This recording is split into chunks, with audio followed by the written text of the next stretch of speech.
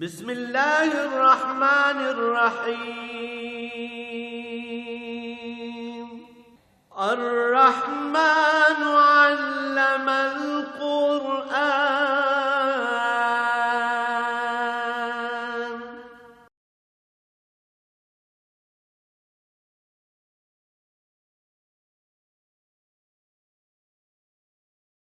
الحمد للہ رب العالمین والصلاة والسلام علی حبیبہ محمد وآلہ وصحبہ اجمعین.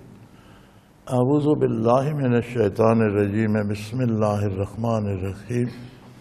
قاف والقرآن المجید بل عجبوا ان جاءهم منذر منهم فقال الکافرون ھذا شیء عجیب اذا متنا وکنا ترابا ذلک رجع بعید.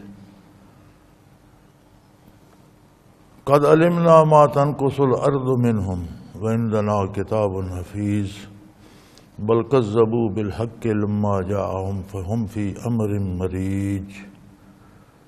اللہم سبحانک لا علم لنا الا ما علمتنا انک انت العلیم الحکیم. رب اشرح لی صدری ویسر لی امری واحلل عقدۃ من لسانی یفقہوا قولی. رب زدنی علما. مولایا صلی وسلم دائما ابدا علی حبیبک خیر الخلق کلہم. سورہ قاف ہے.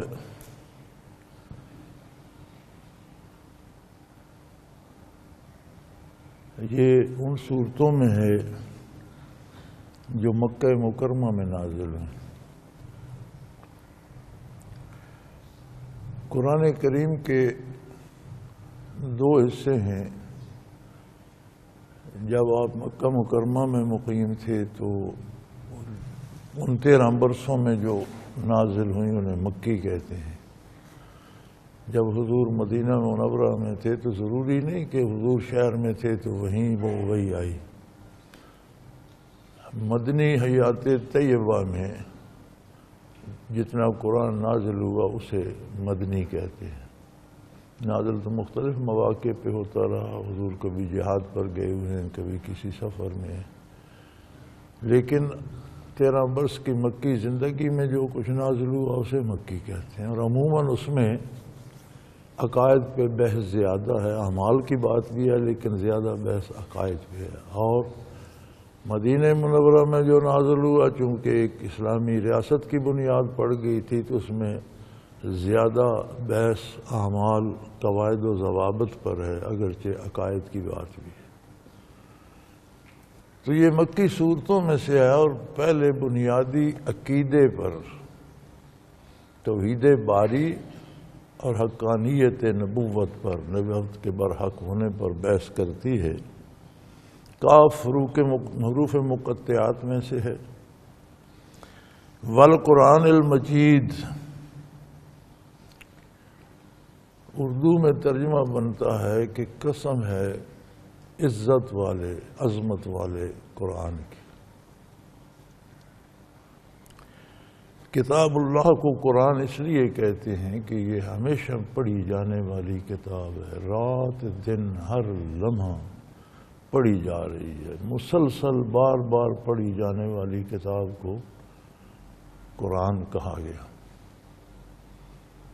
مجید بہت عظمت والی. الکتاب اسے اللہ نے فرمایا الکتاب.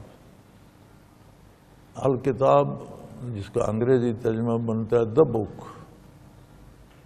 معرفہ ہے اور اس سے مراد یہ ہوتی ہے کہ اس جیسی کوئی دوسری کتاب کائنات میں جو عظمت, جو صداقت, جو خوبیاں, جو کمالات اس میں ہیں اس کی ثانی کوئی دوسری کتاب نہیں. قسم ہوتی ہے کسی کو گواہ بنانا. تو فرمایا قرآن جو بہت عظمت کا حامل ہے وہ اس بات پہ گواہ ہے جو آگے آ رہی ہے. اسی لیے علماء حق فرماتے ہیں کہ اللہ کے علاوہ کسی کی قسم کھانا جائز نہیں. یہ ناجائز ہے جو کہتے ہیں تیرے سر کی قسم، ماں کی قسم، فلاں قسم، یہ سب حرام ہے، ان کا کوئی جواز نہیں ہے۔ قسم کھانا پڑے تو صرف اللہ کی کھائی جائے گی، چونکہ ہر چیز پہ ہر وقت اللہ گواہ ہے۔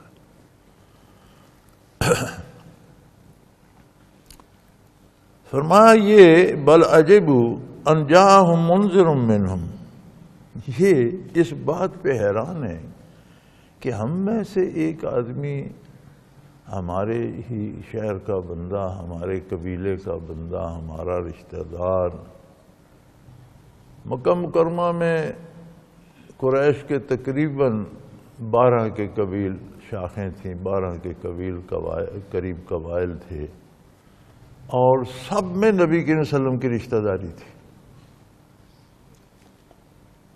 کہیں والدہ محترمہ کی طرف سے، کہیں والد گرامی کی طرف سے، تو سب کے ساتھ کوئی نہ کوئی رشتہ حضور کا بنتا تھا۔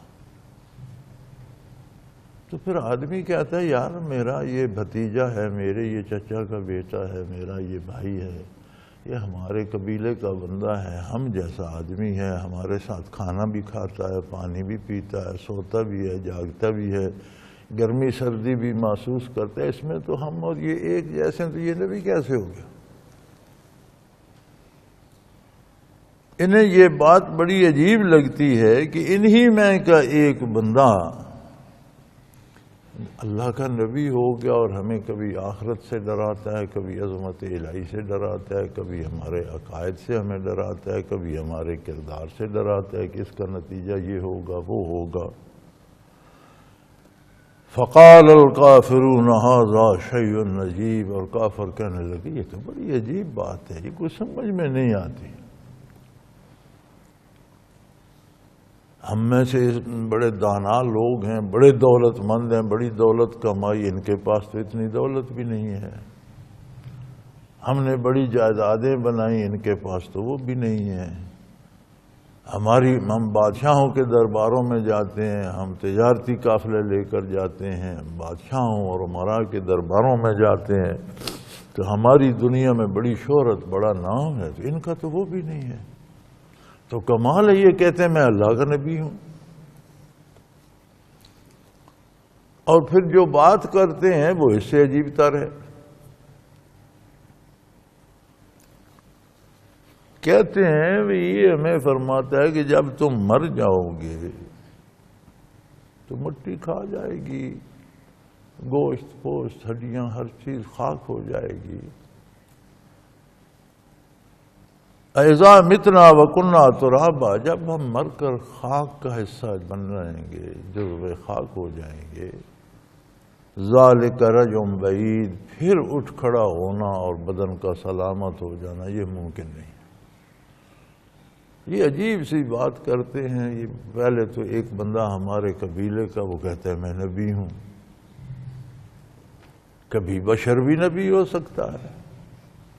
یہ دو بڑی عجیب باتیں ہیں کہ انہیں حیرت ہوتی تھی کہ بشر نبی نہیں ہو سکتا، اور اب جو ہم نے ایک غلط نظریہ قائم کر لیا وہ یہ ہے کہ نبی بشر نہیں ہوتا۔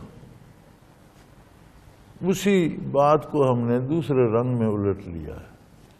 انبیاء بھی خود آدم علیہ السلام نبی تھے، اور سارے نبی ان کی اولاد میں سے، اور سارے بشر تھے، لیکن نبی کامل بشر ہوتا ہے، غیر نبی کی بشریت اس کی ثانی نہیں ہوتی۔ اور حضور نبی کریم کی بشریت ہماری روحوں سے لطیف تر تھی۔ ہماری ارواح بالائے آسمان نہیں جا سکتی، حضور کا وجود اطہر جہاں تک اللہ نے چاہا شب معراج، تو آپ کی بشریت بھی فرشتوں سے لطیف تر بشریت تھی محمد الرسول اللہ صلی اللہ علیہ وسلم کی، لیکن تھے بشر۔ فرشتوں کے سردار جبرائیل امی جہاں رک گئے،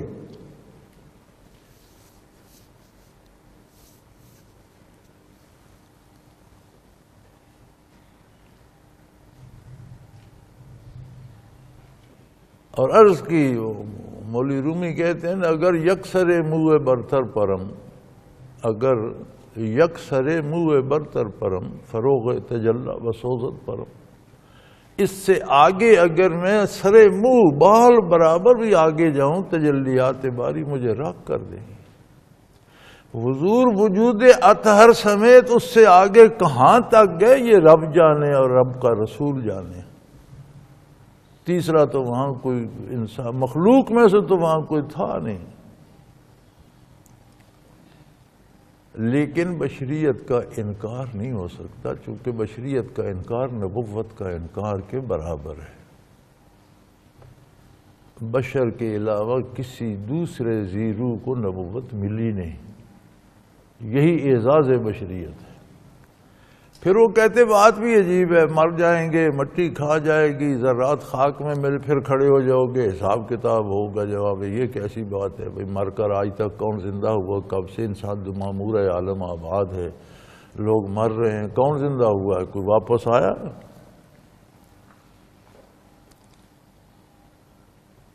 اللہ کریم فرماتے ہیں دلائل دو طرح سے ہوتے ہیں. کسی بھی بات پر جو دلیل دی جاتی ہے ثابت کرنے کے لیے وہ دو قسم کی ہوتی ہے. ایک ہوتی ہے دلیل نقلی. پہلے محققین نے یا پہلے مبصرین نے یا پہلے سمجھنے والوں نے اس کے بارے کیا سمجھا، کیا لکھا. اب سے سب سے زیادہ حق جو ہے، واقعی جو حق ہے، وہ اللہ کی کتابیں ہیں. تو دلیل نقلی موجود ہے کہ حضور کی نبوت کی پیشگوئی بھی ان کتابوں میں موجود ہے. اور جب نبوت کی پیشگوئی موجود ہے تو پھر وہی بھی ثابت ہو گئی، اللہ کا کلام اور قرآن بھی ثابت ہو گیا. اگر دلیل نقلی چاہیے تو پہلی کتابوں سے پڑھ لو. دوسری ہوتی ہے دلیل عقلی. دو دلیلیں ہوتی ہیں، دلیل نقلی کہ پہلوں کی رائے اس کے بارے کیا ہے، یا دلیل عقلی وہ دماغ کو مطمئن کیا جائے. دلیل عقلی فرمایا ہم اب نازل کر دیتے ہیں، آپ کو بتا دیتے ہیں. قد علمنا ما تنقص الارض منہم عندنا کتاب نفیس. یہ سمجھتے ہیں کہ مٹی کھا گئی، لیکن ایک ایک باڈی سیل مٹی میں کہاں پہنچا یہ ہم جانتے ہیں. انسان کے وجود کو جب مٹی کھا جاتی ہے تو خاک میں مل جاتا ہے، خاک کے ذرات بنتا ہے، ان ذرات میں آگے سیل ہوتے ہیں. وہ کتنے ہوتے ہیں؟ آج کی سائنس کہتی ہے کہ ہر انسان کے وجود میں 10 کھرب سیل ہیں. کسی کا قد چھوٹا ہے تو سیل چھوٹے چھوٹے ہیں، کسی کا قد بڑا ہے تو سیل بڑا. تعداد 10 کھرب ہوتی ہے.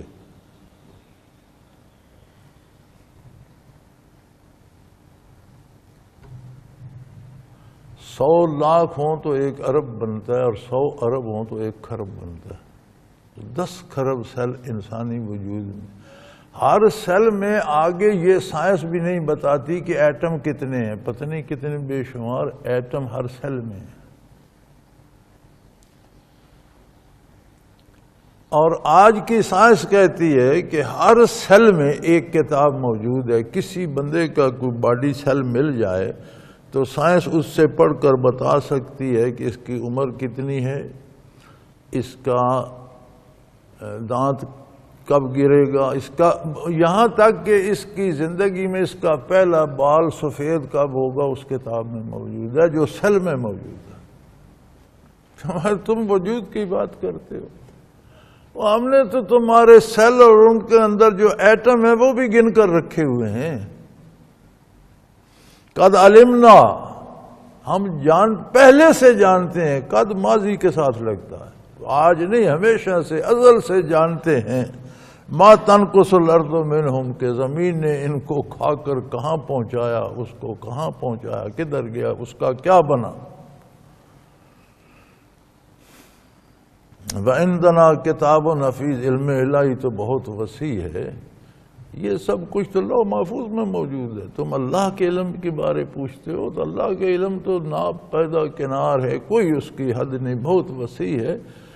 یہ تو ایک کتاب جو اس عالم آب و گل کے بارے ہم نے بنائی ہے، جسے لوح محفوظ کہتے ہیں، ایسی کتاب جس کی حفاظت کی گئی ہے، جس میں کوئی دوسرا دخل اندازی نہیں کر سکتا، اس میں بھی یہ تو سارا لکھا پڑا ہے بھائی۔ لیکن یہ بدبخت ہیں،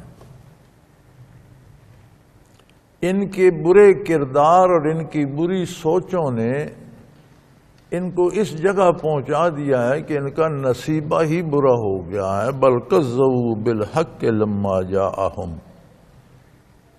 اب جب ان کے پاس حق آتا ہے تو ان کے پاس انکار کے سوا کچھ بھی نہیں۔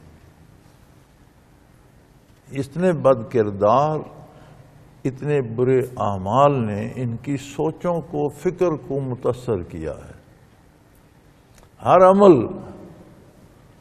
شعور کو، فکر کو متاثر کرتا ہے۔ بندہ کوئی نیکی کرتا ہے نا تو خوش ہوتا ہے کہ میں نے یہ کام کیا۔ یہ خوشی کیا ہے؟ یہ وہ اثر ہے جو اس نے شعور پہ چھوڑا۔ ظلم کرتا ہے، پشیمان ہوتا ہے، یہ کیا ہے؟ وہ اثر ہے اس برائی کا جو شعور پہ۔ تو مسلسل کرنے سے ان کے شعوری مسخ ہو گئے۔ جب اللہ کا پیغام آیا تو ان کے پاس سوائے انکار کے تھا ہی کچھ۔ بل کذبوا بالحق لما جاءہم، اس کا احسان کہ اس نے حق ان کے پاس بھیجا، ان کے پاس سوائے انکار کے تھا ہی کچھ نہیں، انہوں نے انکار کر دیا۔ فہم فی امر مریج، اور حق کا انکار کر کے یہ لوگ کسی مستقل بات پر اب کھڑے نہیں ہیں، یہ پریشانی کے عالم میں بھٹک رہے ہیں، متزلزل حالت میں ہیں۔ اور بالکل دیکھ لیجئے آپ، کبھی عمر گزر گئی، ہم تو انسانوں ہی کو پڑھتے رہے الحمدللہ۔ اسلام سے باہر جتنے نظریات ہیں، کوئی دو غیر مسلم آپ کو ایک عقیدے پہ متفق نظر نہیں آئے۔ یہ بڑی عجیب بات ہے۔ بلکہ جو گمراہ فرقے اسلام کے نام پر بنے، ان میں بھی میں نے دیکھا ہے کہ کوئی دو بندے ایک عقیدے پہ متفق نہیں ہے، ایک کا مختلف ہے، دوسرے کا اس سے مختلف ہے، تیسرے کا اس سے مختلف ہے۔ اور یہ باطل میں ہوتا ہی ایسا ہے، ہر ایک کا عقیدہ اس کی اپنی سوچوں کے مطابق ہے۔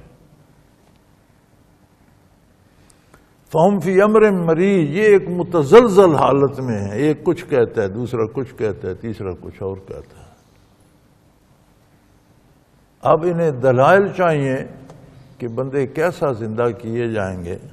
افلم ینظروا الی السماء فوقہم کیف بنیناہا، یہ اپنے سر پر آسمان کی چھت نہیں دیکھتے؟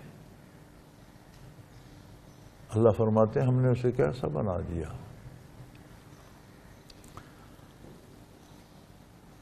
وَزَيَّنَاهَا وَمَا لَهَا مِن فُرُوجٍ، ہم نے اسے سجا دیا ستاروں سے، چاند سورج سے، سیاروں سے، اس کا سینہ روشن کر دیا۔ دیوار کوئی نہیں، ستون کوئی نہیں، ان باتوں کو چھوڑیں، کہیں کوئی جوڑ نظر آتا ہے کہ یہاں ٹکڑا لگایا گیا، یہاں سے اسے جوڑا گیا، کوئی سمجھ آتی؟ نہ، قادر ہیں، کائنات کو گھیرے ہوئے ہے، کہیں کوئی ستون نہیں، کوئی دیوار نہیں، کوئی گرتا نہیں، کہیں کوئی سپورٹ نہیں، کوئی مرمت کی ضرورت نہیں پڑتی، کوئی صفائی کی ضرورت نہیں پڑتی۔ سالانہ مینٹیننس ہوتی ہے، مرمتیں ہوتی ہیں، انسان کتنی چیزیں بناتے ہیں، پھر مرمتیں اور صفائیوں، یہ کب سے کھڑا ہے؟ کبھی دیکھا؟ ما لہا من فروج، کہیں کوئی جوڑ، کوئی سوراخ، کوئی کمی، کہیں کوئی پھٹ گیا ہو، پرانا ہو کے کسی جگہ بوسیدہ ہو کے، کوئی کہیں نہیں۔ زمین کو دیکھ لو، وَالْأَرْضَ مَدَدْنَاهَا، زمین کو ہم نے بچھا دیا ہے، پھیلا دیا ہے۔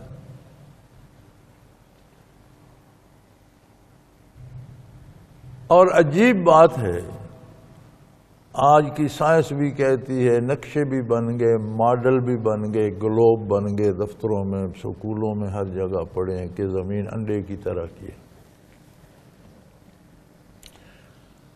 سائنس یہ کہتی ہے کہ انسان زمین کے ساتھ کشش ثقل ایک زمین میں ایک ہے کہ بوجھ کو اپنی طرف کھینچتی ہے۔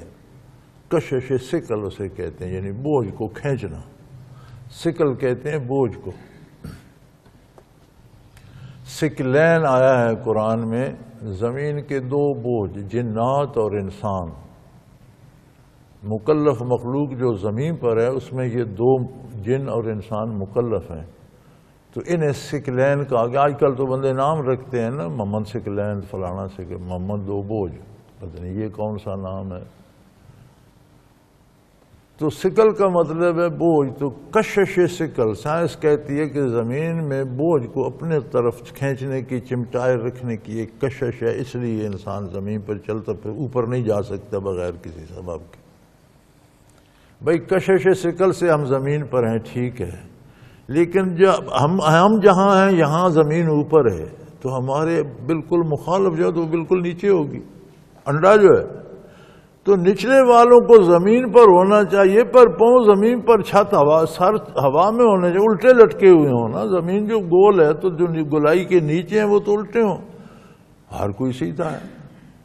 فرمایا دیکھ لو زمین گول ہے، ہم نے تمہارے بسنے کے لیے سے میدان بنا، مدد ناز پلین کر دیا صاحب، جہاں جاتے ہو سیدھی ہے یار۔ تم ہی کہتے ہو، تمہاری تحقیق کہتی ہے، تمہاری سائنس کہتی ہے یہ کروی ہے، گول ہے، کرۂ ارض ہے، جہاں جاؤ بچھی ہوئی ہے۔ وَأَلْقَيْنَا فِيهَا رَوَاسِيَ، اس کو بیلنس برابر رکھنے کے لیے ہم نے اس پر بوجھ ڈال دیے ہیں پہاڑوں کے، وہ اسے قائم رکھتے ہیں۔ آپ چیزیں بیلنس کراتے ہیں نا، یہ ہر گاڑی کے ویل بیلنس کرائے جاتے ہیں، کیوں بھائی؟ اگر ان کے وزن میں کمی بیشی ہو تو جب گاڑی چلتی ہے تو لڑکھڑاتی ہے۔ تو آپ نے دیکھا ہوگا کہ وہ سکے کے چھوٹے چھوٹے بنے ہوتے ہیں، وہ ویلوں کو تولتے ہیں مشین میں، جس میں کوئی چند ماشے بھی کمی ہو وہاں وہ تھوڑا سکہ لگا کر اس کا بوجھ پورا کرتے ہیں کہ ہر پہیے کا بوجھ برابر ہو تب گاڑی چلے گی، ورنہ لڑکھڑائے گی۔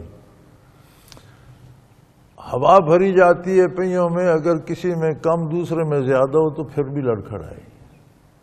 وہ ہوتا ہے میٹر، اس میں 30 پاؤنڈ ہے تو سب میں پیچھے 30 ہے آگے 28 ہے تو بیلنس ہونی چاہیے، دونوں میں 28 ہونی چاہیے، پچھلے دونوں میں 30 ہونی چاہیے۔ اگر کم بیش ہو جائے تو فرمایا زمین کو بھی بیلنس ہونے کی ضرورت تھی، ہم نے اس پر پہاڑ جما دیے کتنی خوبی سے، جہاں چاہیے تھے اور جتنا وزن چاہیے تھا اتنا رکھ دیا، جہاں چاہیے تھا وہاں رکھا، جتنا چاہیے تھا وہاں رکھا، زمین بیلنس ہو گئی، اب یہ ڈولتی نہیں۔ اگر اس طرح کرتی رہتی تو اس پر دنیا کیسے آباد ہوتی؟